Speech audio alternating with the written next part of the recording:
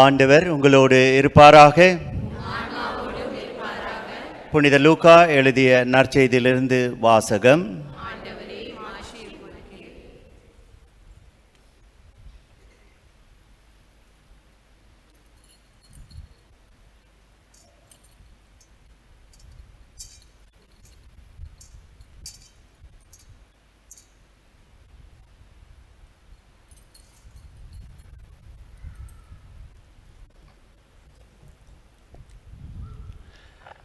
அந்நாள்களில் மரியா புறப்பட்டு யூதேயா மலை நாட்டிலுள்ள ஓர் ஊருக்கு விரைந்து சென்றார்.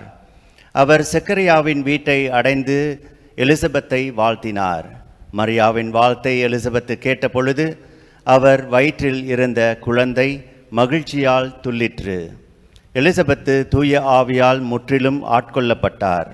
அப்போது அவர் உரத்த குரலில், பெண்களுக்குள் நீர் ஆசி பெற்றவர், உம் வயிற்றில் வளரும் குழந்தையும் ஆசி பெற்றதே. என் ஆண்டவரின் தாய் என்னிடம் வர நான் யார்? உம் வாழ்த்துரை என் காதில் விழுந்ததும் என் வயிற்றினுள்ளே குழந்தை பேறு வகையால் துள்ளிற்று. ஆண்டவர் உமக்கு சொன்னவை நிறைவேறும் என்று நம்பிய நீர் பேறு பெற்றவர் என்றார். அதை கேட்ட மரியா பின்வருமாறு கூறினார்: ஆண்டவரை எனது உள்ளம் போற்றி பெருமைப்படுத்துகின்றது. என் மீட்பராம் கடவுளை நினைத்து எனது மனம் பேறு வகை கொள்கின்றது. ஏனெனில் அவர் தம் அடிமையின் தாழ்மை நிலையை கண்ணோக்கினார். இது முதல் எல்லா தலைமுறையினரும் என்னை பேறு பெற்றவர் என்பர். ஏனெனில் வல்லவராம் கடவுள் எனக்கு அரும் பெரும் செயல் புரிந்துள்ளார். தூயவர் என்பதே அவர் பெயர். அவருக்கு அஞ்சி நடப்போருக்கு தலைமுறை தலைமுறையாய் அவர் இரக்கம் காட்டி வருகிறார். அவர் தம் தோள் வலிமையை காட்டியுள்ளார். உள்ளத்தில் செருக்குடன் சிந்திப்போரை சிதறடித்து வருகிறார். வலியோரை அரியணையின்றி தூக்கி எறிந்துள்ளார். தாழ்நிலையில் இருப்போரை உயர்த்துகிறார். பசித்தோரை நலன்களால் நிரப்பியுள்ளார். செல்வரை வெறுங்கையராய் அனுப்பிவிடுகிறார். மூதாதையருக்கு உரைத்தபடியே அவர் ஆபிரகாமையும் அவர் தம் வழிமரபினரையும் என்றென்றும் இரக்கத்தோடு நினைவில் கொண்டுள்ளார். தம் ஊழியராகிய இஸ்ராயலுக்கு துணையாக இருந்து வருகிறார். மரியா ஏறக்குறைய 3 மாதம் எலிசபெத்தோடு தங்கியிருந்த பின்பு தம் வீடு திரும்பினார். ஆண்டவரின் அருள்வாக்கு.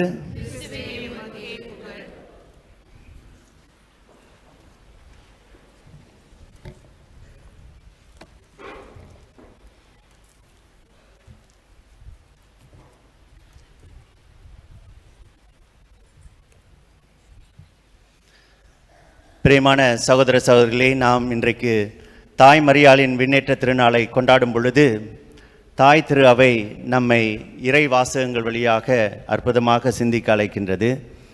இந்த நேரத்தில் ஜெருசலமுக்கு போனவங்க டொமேஷியன் சர்ச் அல்லது செப்பல் அந்த இதை பார்த்துருப்பாங்க. அங்கே தாய் மரியாள் அப்படியே உறங்குற மாதிரி ஒரு ஸ்ரூபம் இருக்கும். அந்த இடத்துல அது என்னத்துக்காக கட்டி வச்சுருக்காங்கன்னா, தாய் மரியாள் உறங்கி கொண்டே இருக்கிறார்கள். உறங்குற வகையிலேயே அவங்க இறந்து போனதை பார்க்குறாங்க ஒரு கண்ணோட்டத்தில். ஆனால் அவங்க இறக்கலை, உறங்குனாங்க அப்படின்னு. பேதுரு தன்னுடைய கடிதத்தில் நாம் உறங்க போவதற்கு ஒப்பாக இறப்பை பற்றி பேசுவார்.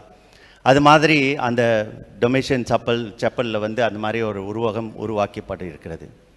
இன்றைக்கு தாய் மரியாள் விண்ணேற்றம் அடைந்த இந்த திருநாளை கொண்டாடும் பொழுது அந்த உருவகத்தை கண்முன் வைத்துக்கொள்வோம். தாய் மரியாள் உறங்குகிறாள். அதோடு முடிஞ்சிருச்சு அவங்க கதை அப்படின்னு பார்க்கும் பொழுது, அவங்க மகன் சும்மா விட்டுருக்க மாட்டார் இல்லையா? லாசர் அவர் நெருங்கிய உறவினர், நெருங்கிய நண்பர் என்பதற்காக கண்ணீர் சிந்தி அவரை உயிர்த்தெழச் செய்தார் என்று நாம் பார்க்கின்றோம். அப்படி இருக்க தன்னுடைய தாய்க்கு எந்த அந்தஸ்தை கொடுத்திருப்பார்? எப்படிப்பட்ட அந்தஸ்தை கொடுத்திருப்பார்? நாம் இந்த இறை வாசகங்களை வைத்து சிந்திக்கும் பொழுது தாய் மரியாள் விசேஷமாக அவருக்கு ஆசீர்வாதம் கிடைக்கிறது. இன்றைய நற்செய்தி வாசகத்தில் நாம் பார்க்கின்றோம், ஆண்டவர் அரும் பெரும் செயல் பல புரிந்தார். ஆண்டவர் அரும் பெரும் செயல் பல புரிந்தார். கடவுள் அவருடைய நன்றியை எந்த அளவிற்கு தெரிவிக்கின்றார் என்பதனை இந்த வார்த்தையின் வழியாக தாய் மரியாள் சொல்லுகிறார்.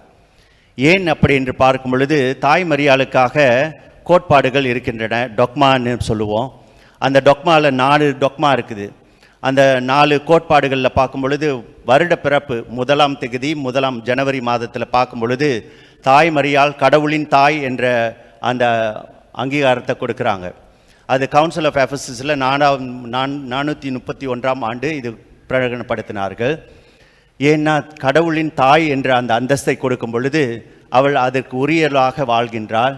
அதற்கு அந்த தலைப்புக்கு அவங்களுக்கு கொடுத்த அந்த டைட்டிலுக்கு அவங்க உறுதி உள்ளவர்களாக இருக்கிறாங்க அப்படின்றத பார்க்குறோம்.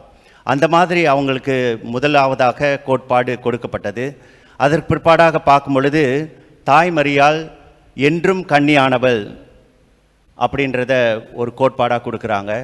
தாய் மரியாள் அவங்க கன்னிமை இழக்காமலேயே ஒரு தாயாக மாறுவது பரிசுத்த ஆவியானவர் அவர் மேல் நிழலிட்டப்பட்டதால் அது அவரோட உடலில் அவங்களுக்கு எது ஒரு கோளாறும் ஏற்படலை, அவங்க என்றுமே கன்னியாக இருக்கிறாங்க அப்படின்ட்டு இன்னொரு கோட்பாடு சொல்லுது. 2ஆவதாக 3ஆவதாக பார்க்கும் பொழுது தாய் மரியாள் அமல உற்பவம் பெற்றவள் அப்படின்னு சொல்கிறான். அது 8ஆம் தேதி 12ஆம் மாதம் நம்ம அந்த திருநாளை கொண்டாடுவோம். இமேக்குலட் கான்செப்ஷன் திருநாள் 8ஆம் தேதி பிடி சர்ச் இமேக்குலட் கான்செப்ஷன் அந்த திருநாளை கொண்டாடுவோம். அது ஏன் அப்படின்னு பார்க்கும் பொழுது கடவுளின் தாய் என்று அவளை கடவுள் தேர்ந்தெடுத்திருக்கின்றார். அவள் என்றுமே கன்னியானவளாக இருப்பாள் என்று கடவுள் தேர்ந்தெடுக்கின்றாள்.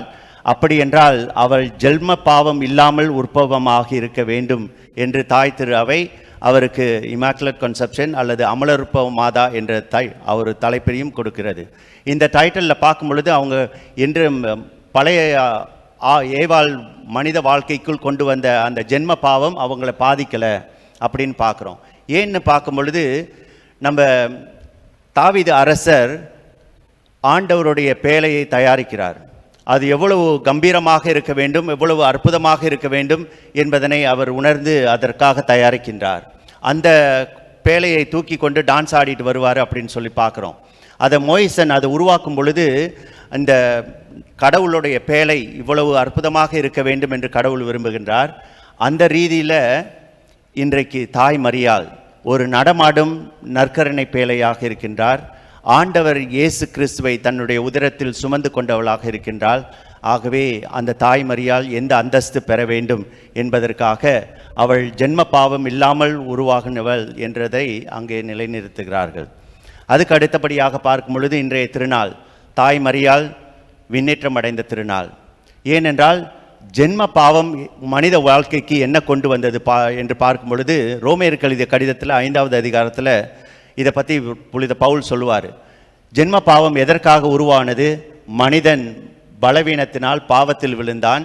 அந்த பாவத்தில் விழுந்த மனிதனை காப்பாற்றுவதற்காக கடவுள் மீட்க வந்தார்.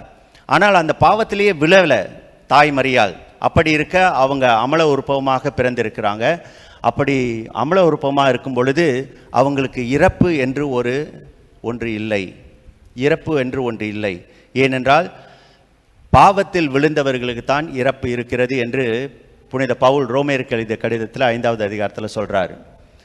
பாவம் நுழைந்ததே பாவத்தினால தான் சாவு மனித வாழ்க்கைக்கு நுழைந்தது. ஆகவே அதனால் அவங்க இறக்கலை, அவங்க உடலோடு ஆன்மாவோடு விண்ணகத்திற்கு எடுக்கப்பட்டார்கள் என்று நம்ம பாரம்பரியத்தில் பார்க்குறோம். இந்த கோட்பாடுகளை என்றாம் நாம் இன்றைக்கு உள்வாங்கி இன்றைக்கு தாய் மரியாளுக்கு அவ்வளவு அந்தஸ்து கொடுத்திருக்கிறார்கள். நாம் இயேசுவின் சீடர்களாக எப்படி பார்க்க வேண்டும் என்று பார்க்கும் பொழுது சீடர்களுக்கெல்லாம் தலைமை சீடராக இருப்பவர் நம் தாய் மரியாள். அப்படி இருக்க நாமும் அவ்வழியே செல்ல வேண்டும், இயேசுவின் பின் செல்ல வேண்டும் என்பதற்காக இன்றைய வாசகங்கள் நமக்கு மிகவும் அற்புதமாக வழி நடத்துகின்றன. முதல் வாசகத்தில் நம்ம பார்க்குறோம், திருவழிபாட்டு நூலில் அது திருவழிபாட்டு நூலை படிச்சிங்கன்னா அது ஆதி கால திரு அவை வேதனைப்பட்ட காலகட்டத்திற்கு உரிய வாசகமாக அமையும். அதே வேளையில் அந்த வாசகத்தை மரியாலஜின்னு ஒரு படிப்பு இருக்குது, மரியாவை பற்றி படிக்கிறது. அந்த மரியாவை பற்றி படிக்கும் பொழுது இது அவங்களுக்கு உரியதாக இருக்கிறது. எப்படி ஒரு பெண் ஒருத்தி வானில் தோன்றுகிறாள், அவள் தலை கிரீடமாக 12 நட்சத்திரங்களை வச்சிருக்கிறாங்க, 12 கோத்திரங்களுக்கு ஒப்பாகும். யூத கோத்திரங்களுக்கு அந்த 12 நட்சத்திரங்களை வச்சுருக்கிறாங்க. சூரியன் வந்து அவங்களுக்கு ஆடையாக இருக்குது, நிலா வந்து அவங்களுக்கு கால் அடியாக இருக்கிறது அப்படின்னு அதில் விவரிக்கிறாங்க.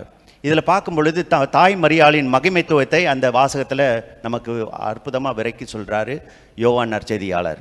ஏன்னா யோவானுக்கிட்ட என்ன சொன்னார் இயேசு?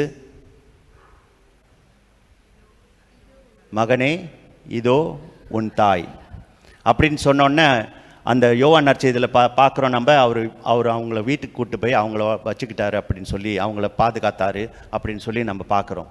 அவங்கள பாதுகாக்கிறதுக்கு அந்த அந்தஸ்தை பெற்றவர் இன்றைக்கு இந்த அற்புதமான ஒரு திருஆடலை எழுதுகின்றார். அவருடைய எழுத்துக்களில் இந்த தாய் மரியாளுக்கு இந்த மாதிரியான ஒரு காட்சி கண்டதாக ஆதி திரு அவை வேத கலாபனையில் இருக்கும் பொழுது இவர்களுக்கு உற்சாகம் ஊட்டும் வண்ணமாக கடவுள் இவர்களுக்கு ஆதி கிறிஸ்தவர்களுக்கும் சரி நம்ம எல்லாருக்கும் சரி, நம்ம 12 கோத்திரங்களை பின்னணியாக கொண்டவர்களாக வாழ்கின்றோம். அப்படி இருக்க நாம் ஒவ்வொருவரும் இறைவனின் ஆவியானவரை ஆடையாக அணிந்திருக்கின்றோம். அந்த ரீதியில் இந்த ஆடை சூரியனாக இருக்கிறது. இந்த படம் வந்து நீங்கள் பார்த்துருப்பீங்க ஒரு சமயம். அவர் லேடி ஆஃப் குவாடலுப்பே, நான் வந்து குவாடலுப்பே சர்ச்சில் இருந்தேன். மெக்சிகோவில் அந்த குவாடலுப்பே மாதா தோன்றினப்ப அவங்களுடைய காட்சியில் பார்க்கும் பொழுது அந்த நட்சத்திரங்கள் இருக்கும். அதே வேளையில் அவங்க சூரியனை ஆடையாக பின்னால் மறைஞ்சிருக்கும். சூரியனே மறைக்கிறாங்க. ஏன்னா மெக்சிகோ நாட்டில் வந்து அந்த பாரம்பரியத்தில் வாழ்ந்த அந்த மக்கள் வந்து சூரியனை பெரிய கடவுளாக, சன் காட் அப்புறம் மூன் காட் அவங்களுக்கு இருக்குது. அதே மாதிரி 2 பிரமிட் அங்கே கட்டி வச்சுருக்கிறாங்க. அவங்களுக்கு வந்து இவங்க சன் காட்டும் சன்னும் மூனும் வந்து அல்லது சூரியனும் நிலாவும் வந்து பெரிய கடவுளாக பார்த்தார்கள். அந்த கடவுளையே ஆடையாக மறைச்சிடுறாங்க. பின்னால் சூரியன் இருக்குது அவங்களுக்கு பின்னால். அந்த படத்தை குவாடலுப்பே படத்தை பார்த்தீங்கன்னா தெரியும். அவங்களுக்கு ஆடைக்கு பின்னால் அந்த சூரியன் இருக்குது. அந்த சூரியனே மறைக்கிறாங்க. நிலாவை காலடியாக வச்சுருக்கிறாங்கன்னா இவங்க எப்படிப்பட்டவங்க அப்படின்னு சொல்லி அந்த படத்தில் உயர்த்தி காமிப்பாருங்க. ஏனென்றால் தாய் மரியாள் அந்த மாதிரியான காட்சியை கொடுத்தார். அது யோவான் எழுதிய இந்த திருவெளிப்பாட்டு நூலில் விவரிக்கும் வண்ணமாக அமைகிறது. இன்றைக்கு நம்ம எல்லாருக்கும் தாய் மரியாள் என்ன படிப்பினை கொடுக்கிறாள், அவருடைய விண்ணேற்ற திருநாளில் என்ன படிப்பினை கொடுக்கிறாள்னு பார்க்கும் பொழுது, அவளை அமல உருப்பமாக உருவாகிறதுனால அவங்களுக்கு விசேஷ இடம். நம்ம எல்லாம் பாவியாக தான் உருவாகியிருக்கோம். ஏன்னா நம்ம மூத்த தந்தை ஆதாம் பாவம் செஞ்சிட்டார். என்ன பாவம் செஞ்சார்? நீங்கள் கொடுத்தீங்களே அந்த பொண்ணு தான் பாவம் செஞ்சிச்சு அப்படின்னு சொல்லிட்டு குறை சொன்னார். நம்ம எல்லாருக்கிட்டையும் அந்த இது இருக்குது தானே, மற்றவங்கள பார்த்து அவங்க தான் செய்கிறாங்க அப்படின்னு கை காமிப்போம். ஆனால் மற்ற 3 விரலும் நம்மளை பற்றி காமிக்குதுன்னு நம்ம மறந்துடுவோம். ஆனால் தாய் மரியாள் அப்படிப்பட்டவளாக வாழவில்லை. இந்த புதிய ஏவாளாக இருப்பவள் எப்படி செயல்படுகிறார் என்று பார்க்கிறோம். புதிய ஆதாமாக இருக்கும் இயேசு சிலுவையிலிருந்து இவர்களெல்லாம் அறியாமல் செய்கிறார்கள் இந்த பாவத்தை, தந்தையே மன்னியும் என்று வேண்டுகின்றார். அது வேறு வகையான நோக்கும், புதிய ஆதாமுடைய கண்ணோக்கம். ஏனென்றால் நம்ம எல்லார் மேலும் அவர் இரக்கம் உள்ளவராக இருக்கின்றார். அந்த ரீதியில் நம்ம பாவங்கள்லாம் மன்னிக்கிறாரு. நம்ம எல்லாம் புதிய வாழ்க்கை வாழ வேண்டும், நாமும் தாய் மரியாளை போல விண்ணேற்றம் அடைய வேண்டும் என்பதற்காக விரும்புகின்றார். அதனையொட்டி தான் இன்றைய 2வது வாசகத்தில் புனித பவுல் கொரிந்தியருக்கு எழுதிய முதல் திருமுகத்தில் சொல்கிறார், அவங்க நேரம் வரும் பொழுது எல்லாரும் ஆண்டவரின் குரலை கேட்டு எழுந்தவர்கள் விண்ணேற்றம் அடைவார்கள் என்ற ரீதியில் பேசுகிறார். அவர் ஏன் அப்படி பேசுகிறாருன்னு பார்க்கும் பொழுது கொரிந்தியருக்கு எழுதிய 15வது அதிகாரத்தில் வந்து ரெசரக்ஷனை பற்றி பேசுவார், உயிர்த்தெழுதலை பற்றி பேசுவார். அதில் வந்து நம்ம எப்போ உயிர்த்தெழுவோம் அப்படின்னு பார்க்கும்பொழுது யோவான் நற்செய்தியில் நம்ம நேற்று ஒரு சாவு பூச சாகால நடத்தின அந்த சாவு பூசில் யோவான் நற்செய்தியாளர் என்ன சொல்கிறாருன்னா, நல்லது செய்தவர் கடவுளின் ஆசி பெற உயிர்த்தெழுவர், தீமை செய்தவர் கடவுளின் தண்டனை தீர்ப்பு பெற உயிர்த்தெழுவர். 2 வகையார். இப்போ நம்ம வந்து நல்லது செய்தவர்களாக உயிர்த்தெழ போகிறோமா அல்லது தண்டனை தீர்ப்பு பெறுபவர்களாக தீமை செய்து வாழ போகிறோமா அப்படின்றது தான் இன்றைக்கு தாய்மரியால் நம்ம சிந்திக்க அழைக்கிறாங்க. இன்றைக்கு புனித பவுல் கொரிந்தியருக்கு எழுதிய கடிதத்தில் அவங்க நேரம் வரப்போ அவங்க உயிர்த்தெழுவாங்க. தாய்மரியால் அமல உற்பவம், அவங்க பாவமே செய்யலை, உடனே விண்ணருக்கு எடுத்துக்கொள்ளப்பட்டாங்க. அதே மாதிரி யூனோக் என்று தொடக்க நூலில் நம்ம 5வது அதிகாரத்தில் பார்ப்போம். யூனோக்குன்றவர் அப்படியே விண்ணுக்கு எடுத்துப்பட்டார். எலியா என்ற இறைவாக்கினர் 2ஆம் அரசர் நூலில் பார்த்தோம்னா அவரும் ஒரு தேரில் எடுத்து போடுவார் அப்படின்னு பார்ப்போம். அவங்கெல்லாம் பேர் போனவங்க, நம்மலாம் பேர் கொஞ்சம் குறைவாக உள்ளவங்க. அதனால் நம்ம என்ன செய்யணும்? முயற்சி எடுக்கணும். முயற்சி அடையோர் இகழ்ச்சி அடையார். அந்த இதுக்கு தான் இன்றைக்கி நம்ம தாய் மரியாள் சொல்கிறாங்க, என்னை பார்த்து முயற்சி எடுங்க. நம்ம பங்கு, இந்த தாய் மரியாள் பங்கு, மினவுதல் மாதா பங்கு, அவங்க செஞ்ச முறைமைகள்லாம் பார்க்கும் பொழுது சகோதரத்துவம் எப்பொழுதும் அவங்களுடைய வாழ்க்கையில் இருந்தது. அவங்களுக்கு நினச்சிருந்தாங்கன்னா அந்த ஆணவத்தில் இருந்திருக்கான், கடவுளுடைய தேவ தூதரே எனக்கு தூதரித்திருக்கிறாரு, நான் பெரிய மனுஷி, எல்லாரும் தான் என்னை பார்க்கணும் அப்படின்னு இருக்கலாம். ஆனால் அவங்க என்ன செஞ்சாங்க? இந்த முதிய வயதில் கர்ப்பமாக இருக்கிறாங்களே அப்படின்னு சொல்லி அவங்கக்கிட்ட போனாங்க. அவங்க போகிறப்ப அவங்க எலிசபெத்துக்கு 6வது மாதம், 3 மாதம் தங்கியிருந்ததாக இன்றைய நற்செய்தி வாசத்தில் பார்க்குறோம். அதெல்லாம் பார்க்கும் பொழுது அவங்க பிரசவம் ஆகிற வரைக்கும் அவங்களுக்கு கண்காணித்து அவங்களுக்கு பணிவிடை செஞ்சுட்டு வந்தாங்க. நம்முடைய வாழ்க்கையிலும் ஆத்திசாவிலும் சரி, நம்முடைய சொந்த குடும்பத்திலும் சரி, பங்கிலும் சரி, நாம் பணிவிடை செய்யும் மக்களாக வாழ அழைக்கப்படும் பொழுது அந்த பணிவிடையில் நாம் மனித பண்பு, இறை அன்பு நிறைந்திருக்கும் பொழுது நாமும் தாய் மரியாளைப் போல விசேஷமானவர்களாக மாறுவோம்.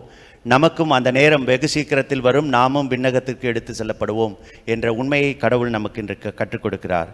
ஆகவே இன்றைக்கு இந்த எதிர்பார்ப்பு ஏமாற்றாது என்று புனித பவுல் ரோமேயர்கள் இதை கடிதத்தில் சொல்கிறாரு. அது மாதிரி அந்த எதிர்பார்ப்பு ஏமாற்றம் தராது. அந்த புதிய நம்பிக்கையில் இந்த திருப்பலியில் பங்கு பெறுவோம். ஏனென்றால் தாய் மரியாள் அந்த வார்த்தை மனு உருவெடுப்பதற்காக கப்ரியேல் தூதுரைத்த பொழுது, இதோ உமது அடிமை என்று தன்னை அர்ப்பணித்தாள். அதே மாதிரி ஆண்டவர் இயேசு கிறிஸ்துவின் திவ்ய திருவுடலை நாம் பெற வரும் பொழுது, ஆண்டவரே என்னை மன்னியும் அப்படின்னு நம்ம வேண்டிட்டு தான் வரோம். ஆமேன் என்று சொல்லுகிறோம் திருவுடலை பெறும் பொழுது. ஏனென்றால் ஆண்டவர் எனக்குள் அவராக என்னை மாற்ற விரும்புகிறார் என்பதனை உணர்ந்து செயல்படுவதற்கு இந்த திருப்பலியில் நாம் தொடர்ந்து மன்றாடுவோம். ஆமேன்.